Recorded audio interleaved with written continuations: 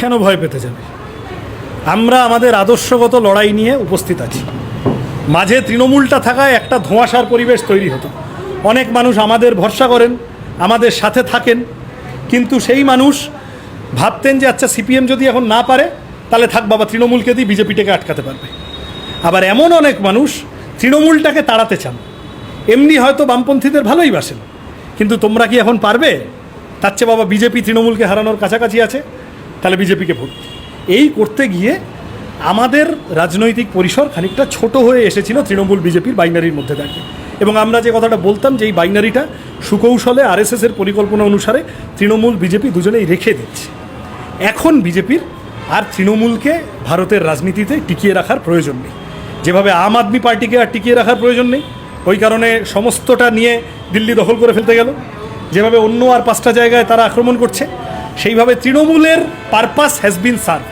তৃণমূলকে দরকার ছিল পশ্চিমবঙ্গে বামপন্থীদের সরানোর জন্য, বামপন্থীদের পেটানোর জন্য, বামপন্থীদেরকে কোণঠাসা করে যে পলিটিক্যাল ভ্যাকুয়ামটা হবে সেখানে আরএসএসকে ডেকে এনে আরএসএস বিজেপির ব্রিডিং গ্রাউন্ড তৈরি করিয়ে দেওয়ার জন্য তৃণমূলকে প্রয়োজন ছিল। একবার বিজেপি সেটা হয়ে গেছে। বিজেপি এখন যথেষ্ট পরিমাণে তাদের রাজনীতিটা অ্যাগ্রেসিভলি করতে পারছে বাংলার মাটিতে। তারা মনে করেছে যে আর দরকার নেই। ইলেকশন কমিশনের ভূমিকা নিয়ে প্রশ্ন আছে, ভোট কীভাবে হচ্ছে, কাউন্টিং কীভাবে হচ্ছে, এইসব নিয়ে প্রশ্ন আছে। এই প্রশ্ন যারা করছে তাদেরকে জেলে পাঠিয়ে দিচ্ছে, কিন্তু প্রশ্নের উত্তর দিচ্ছে না। রাহুল গান্ধী যে মাঝে মধ্যেই প্রেসমিট করে ব্রাজিলিয়ান মডেলদের কথা বলছে ভোটার লিস্টে, সেগুলো প্রশ্নের উত্তর দিচ্ছে না। সুতরাং সব মিলিয়ে পশ্চিমবঙ্গের রাজনীতিতে নতুন একটা অন্ধকার অধ্যায়ের সূচনা হলো বলে আমরা মনে করি, যেটা আরও ডেঞ্জারাস, কারণ এটা মতাদর্শগতভাবে ফ্যাসিস্ট। এরা সমস্ত রাষ্ট্রশক্তিকে অ্যাপ্লাই করার মতো করে এসছে। কিন্তু আমরা বামপন্থীরাও, তুমি যদি বুনো ওল হও আমিও বাঘাতে তুমি। সুতরাং আমরা বামপন্থীরা আদর্শগত লড়াইয়ের প্রশ্নে 1 ইঞ্চি জমি ছাড়ব না।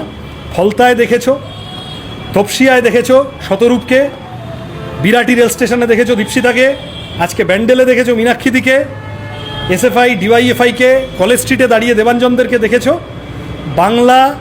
বাংলাকে বাঁচানোর জন্য, রুজি রুটির অধিকার রক্ষা করার জন্য, জীবন জীবিকার অধিকার রক্ষা করার জন্য, সম্প্রীতিকে রক্ষা করার জন্য, রবীন্দ্রনাথ নজরুলের বাংলাকে বাঁচানোর জন্য বামপন্থীরা যতদূর যাওয়ার যাবে, বিধানসভার ভিতরে রানাদা সেই লড়াইটা লড়বেন। ডোমকল থেকে জিতে আসা আমাদের বামপন্থী বিধায়ক নওশাদ সিদ্দিকী সেই লড়াইটা লড়বেন।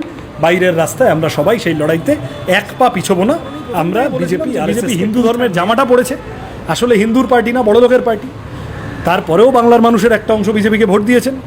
যারা ভোট দিয়েছেন তারা নিজের অভিজ্ঞতায় এই 3 সপ্তাহের মধ্যে সুর পাল্টাতে শুরু করেছেন।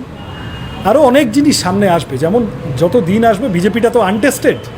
অনেকে ভেবেছিলেন যে কংগ্রেসকে দেখেছি, সিপিএমকে দেখেছি, তৃণমূলটাকেও দেখলাম, বিজেপিকে কোনো দিন দেখিনি, বিজেপিকে একটু দেখি।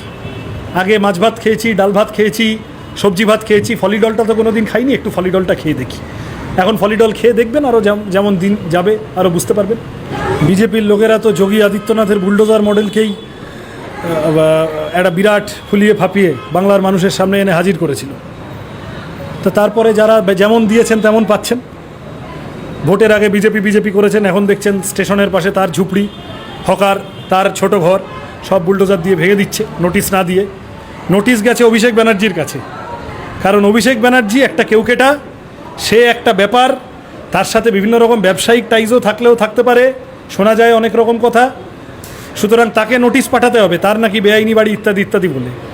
আর যে লোক খেটে খায়, যে লোক দিন আনে দিন খায়, গরিব লোক, হিন্দু হোক মুসলমান হোক, সে তপসিয়ায় হোক বা স্টেশনের ধারে হোক, সেই লোকের ঝুপড়ি, সেই লোকের দোকান, সেই লোকের বাড়ি একদম কোনো নোটিশ ছাড়া বুলডোজার দিয়ে ভেঙে চুরে দেওয়া হয়।